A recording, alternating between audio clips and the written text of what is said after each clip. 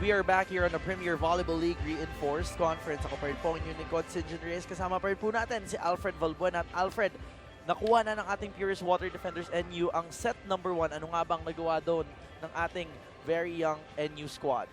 Kahit na lumamang dito or kahit nagbigay ng 7 unforced errors dito ang Water Defenders, alam natin yung earlier game ng set natin, ng first set, lamang dito yung mga Fighting Warays dahil sa errors na binibigay ng Water Defenders. Pero naman nakabawi sila sa atake.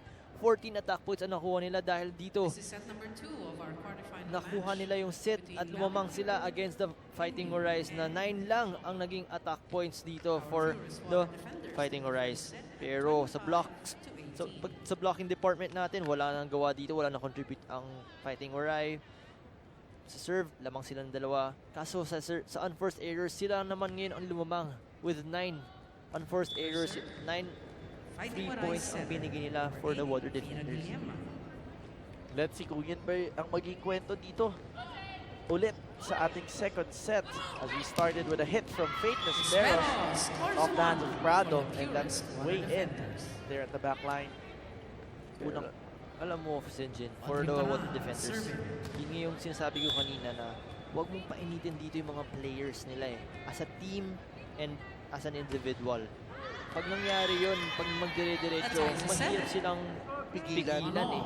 Yun yung nangyari sa first set natin. Kaya nahirapan sila pigilan dito yung mga Water Defenders eh. Fighting Warays, hindi nila nabablock yung mga palo nila Johnson, ni Matthews, hindi na nababasa. Pero nung earlier nung first set natin, di ba, nababasa nila yung down the line. Nagtatakpan nila yung down the line, cross court. Kaso nga lang, nag-iba dito ng play, tsaka ng palo si Johnson, lalo si Kagande. Iniiba niya yung mga plays, kaya nahirapan mag-adjust dito yung mga Fighting Warays natin. At syempre, pag lalong umiinit yung player, Alfred, lalong nagiging consistent siya. And that's really dangerous for this young squad from NU. But let's go back to our ball game here. They're up by 2 points. Johnson trying to score off the block there. They go to the Sparrows on the other side, but nobody home. Another miscommunication there for the Fighting Warays.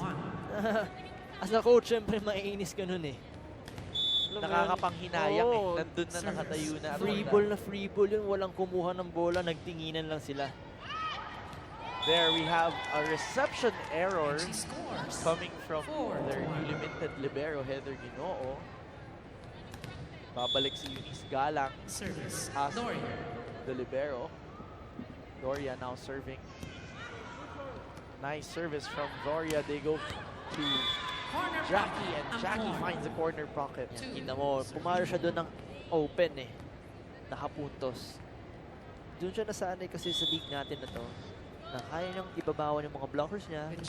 Nakikita niya yung mga butos sa court dahil ang taas niya magpaluin yung bola. Kiniklip lang niya. Sobrang bilis. Walang taong nakakapunta, nakapost doon sa area na pinupunta ng bola niya. And the angle of the hits of Jackie Amborn, really powerful, really sharp. Kaya makakuha talaga siya ng puntos with those cross-court kills. Let's go back to our ball game. Isang puntos ang abante dito ng ating Purest Water Defenders, and new pair yun. Nabawi na agad ng ating Fighting Warays. 2 service aces ka agad dito na bigay ng Fighting Warays. Na talagang nakakatulong for them eh. Ito na yung nawawala from the previous usual 6. Micaela Belen comes back in for Audrey Paran. So let's see kung gagana naman si Mika Belen. Kasi last time, yan yung pagkukulang niya, yung reception. Better reception coming from Bel Belen. They go to the opposite side with his Ferris. That scores. Finds the line there. Yun ulit. Nawawala ulit dito ang Fighting Warays sa defense pattern nila. Medyo nagko-collapse sila pag nakita nilang pumapalo dito or ibibigay kay Johnson eh. Nag-a-adjust sila eh. Pero hindi ka agad sila nakakapag-adjust kung sa iba idadalhin yung bola. Kaya naman libre yung palo doon ni Nesperos na walang kahirap-hirap. Pero ito, balik tayo sa 5 points each. Service is with Jovi Prado, their team captain and Lady Chief standout. Jovi Prado is a very quiet player, Alfred. Pero pagdating sa volleyball, dun niya ginagawa yung ingay at yung napakaganda niyang laro. Na hindi pa natin masyado nakikita ngayon. So let's see if she will show up to this game. This is a long rally. Free ball ang binigay doon ni Pitoy. They go to Laksina on a running play. Sasagot ng running Amporn, but she is denied by Johnson. Yeah, she's now really real wet there from Jay Johnson. A while ago, we know Amporn really can kill the ball from that running spikes. Pero now, basado na ni Johnson kung paano tinatimingan ni Amporn yung palo niya eh. Kasi alam natin yung first set, 3 points from that running hit na walang naka-block, walang naka-depensa eh. And that's the second straight point coming from our water defenders and you. Ito na, mukhang mag-start sila ng streak. Alfred, I have a question, pero I think simulan natin yan later. Dahil baka umabot tayo sa first technical timeout as Cagante goes to Belen with a tip. Sasagot dito sa kabila. Dinangat papunta kay Pitoy. Nakuha ni Nierva. They choose Johnson from the back row off the hands of the blocker, and that gives the first technical timeout to our water defenders. Magbabalik po dito sa SNA Livestream.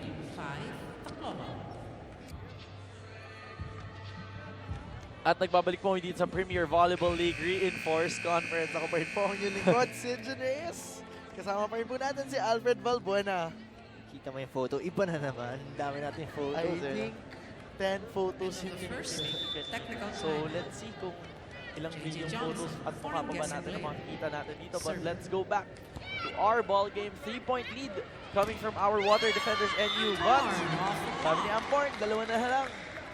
Alam mo dito for the water defenders, 5 attack points kaagad ang nabigay nila after that first technical timeout. Pero 3 and 4th errors naman. While for the Fighting Warays, that's only their second attack point coming from Amporn na ngayon 6. Total of 6 na ang nagagawa ng Amporn for the Fighting Warays. Pero ito, nagpaparinig na nasa loob siya ng court. Laksina scores her first point para sa ating water defenders NU, and all the teammates were happy on the sideline. Alam mo kung bakit? Kasi itong babaeng to, itong bata na to, magiging deadly rin to eh. Pag naturuan pa to, pag nakuha pa ng confidence, exposure, experience, kita mo yung height niya, sobrang makakatulong to, lalo na for her team, kung saan man siya maglalaro, lalo sa NU, sa girls niya. Pero kita mo, haba ng wingspan niya, height, and yung volleyball IQ, yeah, nandyan na eh. And speaking of tulong, tulad nung kanyang teammate na na-develop na ni Coach Babes, itong si Faithness Meros with a nice back row hit, which forced again another confidence booster for someone like Laksina who hasn't seen much playing time so far. She gets another point off a service ace. Timeout ang natawag dito ni Coach Nes Pamilar. Alfred, I told you I have a topic to bring up. Yeah. I'm sure you have been in this type of situation, coming into a game, non-bearing na for you, non-bearing na din naman for the kalaban. Anong mindset usually ng mga athletes natin? Ano ba, lalaroin ba natin to ng best natin? Or kahit anong laro na lang, bahala na lang, parang training na lang to? For me, before, yung naranasan ko rin ito, non-bearing, no-bearing na yung game namin. Pero binibigay pa rin namin yung best namin eh. As a team, kasi last game na namin, mamimiss namin yung experience na yun eh. Lalo na minsan meron kaming graduating players. Siyempre gusto namin to give them the best fight. Kahit yung last game, kahit hindi kami makapasok ng Final Four, bigay pa rin namin yung game namin sa kanya para manalo kami. And to end his season or his career with a winning note na rin. Alam mo yun, siyempre, kasi na rin yung feeling na yun as a team na mabibigyan mo ng win yung graduating player mo or senior players mo eh. At siyempre dito, they're gonna do it naman for their imports na after nito, syempre baka umalis na at pumunta na sa susunod na destination. So, and ito na high note, syempre. Pero ito, dumoble na yung lamang ng ating Purest Water Defenders NU. It's a 6-point lead. And Laksina is still serving. Nice service from Laksina. That gets an ace para dito sa Water Defenders. Dire-diretso dito ang nagagawa ni Laksina eh. Para nakita ko sa kanya, magiging ano to eh, mini din eh. Din sa Jago, yes, diba? yes. Kita mo sa the height, makings of sa a wingspan, nandyan eh. Yung length niya, pati yung jersey number niya eh. Number 16 din eh. But honestly, could even become a better version. And that's the future of Philippine volleyball that we're expecting to come in. You can see here sa team na to na water defenders, andito eh. Kompleto eh. Mapa libero, mapa setter, mapa middle, mapa open, mapa utility. Nandyan lahat eh. Kompleto sila eh. 18 out. That's 1. Abel. very much in. agreeable, Alfred. But ito, pinasok na si Judith Abil. Trying to switch it up dito sa panig ni Coach Nes Paminar. Mukhang maging naghanap si Coach Nes dito ng spark plug for his team. Regina Na Rocha, ngayon, designated baka game captain si for Abil Tacloban. nga ang maging Ivan spark plug Alcine, for the serving. Fighting Warays. At 8 puntos na yung nilalamang nitong Water Defenders NU. So, Esguerra Esguerra with tries to the win back. back a point there. 7. He did. 14. Down to a 7-point Substitution. disadvantage. Papasok muna BaliPure ending. si Doromal 11 para out. dito kay Fitness Peros. Doromal Mukhang in. change na ng tao. Si Substitution. Coach Vives Tacloban. Castillo. 19 out. Sa kabilang panig naman, Bang Pantalyon, the former libero, is now a service specialist for the Fighting Warays. Bang Pantalyon was a player for Letran in her NCAA days. At itong si Bang Pantalyon, ang mga kalahi niyan, sina Ella De Jesus, sina Bang Pineda, at si Manila Santos. Yung mga Colin Dory. small build pero high flyers at high Bang leapers. Pantalyon. So I wish you could Serving see, for no, the Fighting the Warays. greatness of the leap of a Bang Pantalyon here in the PVL. Pero mukhang dito depensahan ang focus ni Bang Pantalyon. Oo. Call is Siyempre out. alam natin dito si Bang Pantalyon. Kaya nga siya pinapasok BaliPure ngayon NU. ni Coach Nes as a service specialist, defense specialist na rin. Yun yung kasi kinakailangan ng Fighting Warays eh. Alam mo yun, na pag wala silang defense, hindi sila makakagawa ng magandang offense eh. Hindi lang naman for the Fighting Warays, pati na rin for the Water Defenders. Kaya naman yun, ang ganda na nilalaro ng Water Defenders kasi sa receive, nandun sila. Sa defense, nandun sila. Blocking, sa pagdig ng bola. Kaya naman nakakagawa dito ng magagandang play si Cagante na nahihirapan mga Fighting Warays basahin. Pati yung adjustments ng mga spikers for the Water Defenders, nandun eh. Hindi na puro isang direction lang or puro down the line, puro open lang, puro cross court. Nag-vary sila ng attacks. Kaya Bang Pantalyon. dito mulito dito Serving ang for mga the Fighting Fighting Warays. Warays. Kaya yan, humabol na din ang ating mga Fighting Warriors. Kaya tumawag ng timeout itong si Coach Babes Castillo on that last play. Inangat dito sa kabilang panig. They go to Arocha. She Arocha, scores off the off hands the of the ball. blockers. Ito rin yung 10, hindi 14. natin masyado naramdaman itong conference eh. Si Regine Arocha. Alam natin, kayang-kaya mag-contribute for her team. Service Pantalyon. Former finals MVP nga to for the Lady yeah, Chiefs. Lady Chiefs na may napatunayan eh. Na alam natin nung 2 touches. earlier games Paul natin Guillermo. ng conference, ginawa siyang libero ni 15 Coach to 10. Nes.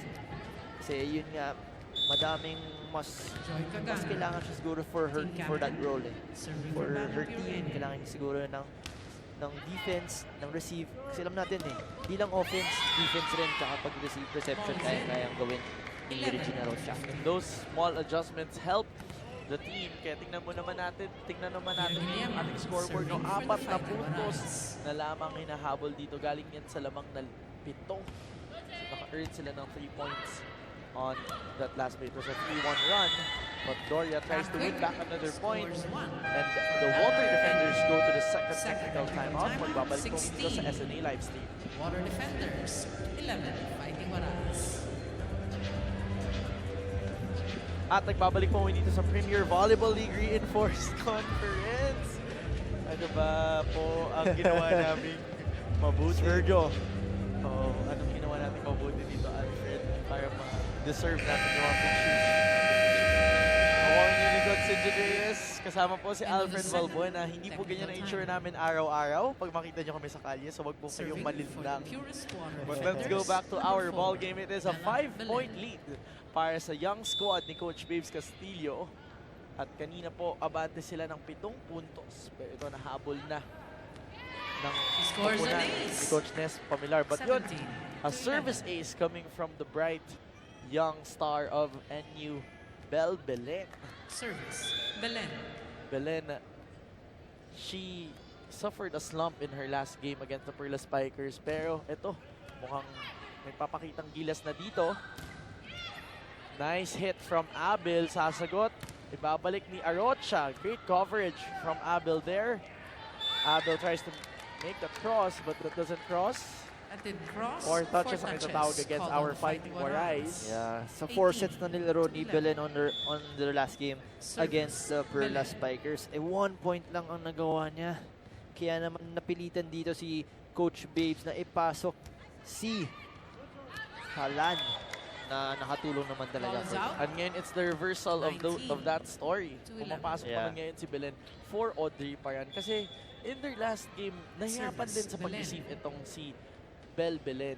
And that's what they needed in that game, which is showing more dito sa game na to. But let's see kung what's gonna happen as Esguerra Big attack. scores off the Esguerra. shoulder of 12 Cagande. to 19. Medyo yun yung nakukulang dito for the Fighting Warays. Yung mga quick play na kahit Substitution. mabilis lang na palo like si Esguerra, puro haba-haba lang yung palo niya. Pero nakapuntos naman eh.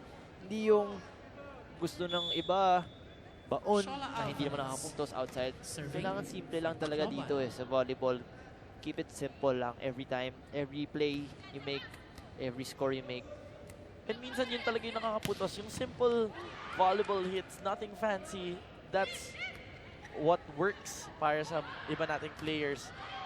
And Doromal, the lefty, With the block. scores off the 20. opposite side. Serving 12. Abante sila ng 8 puntos dito sa ating second set. Para po dun sa mga kakasama lang.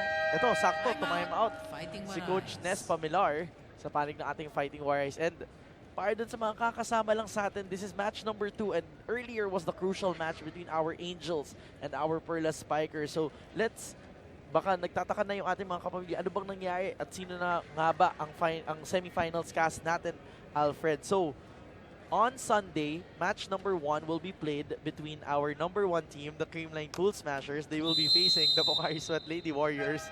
At game number 2 will be between Bangko Perlas and, of course, the Paymaya High Flyers. So yan ang kwento or yan yung aabangan 8 natin points up dito for sa the ating Purist Water semifinals. Defenders here in the second set. And that will be live At the on service zone, number SNA. 5, Rosalind Doria. Let's go back to our ball game. 8-point lead para kay Coach Babes Castillo and the rest of the Water Defenders. Ampor trying to score of a short running hit. Amporn That's off off the hand of the Doria. hands of Doria. 13 Pansin to mo ba yun, 20. Cinch? O ako lang nakapansin Substitution. na lahat ng running hit na short running hit lang Fighting ni Warays, Amporn 15 puntos. out, 19. Timing eh. Effective kasi talaga si Ampor sa running. Yun kasi yung doon ata siya nakakuha ng timing niya eh.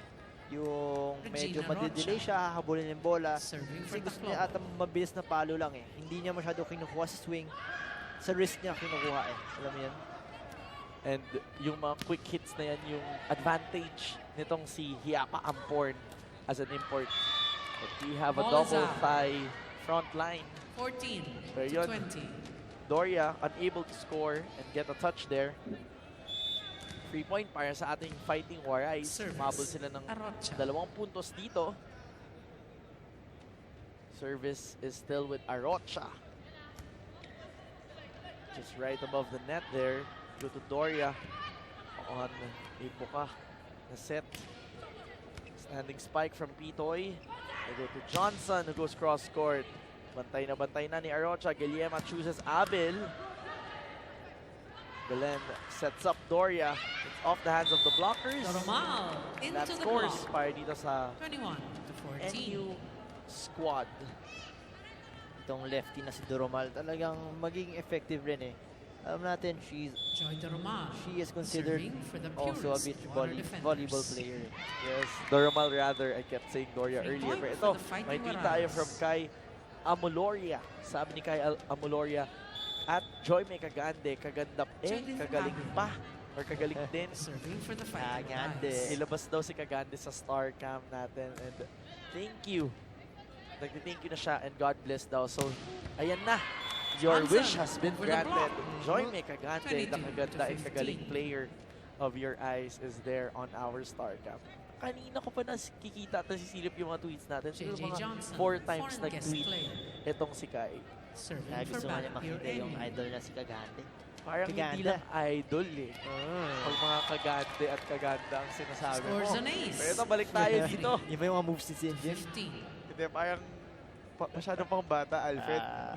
Tumatanda na tayo, Service. Alfred. Johnson. Pero balik tayo dito sa ating ball game. Kasi kung hindi, Lumalangon na rin. ikaw yung baka gusto mong alalahanin yung moves mo.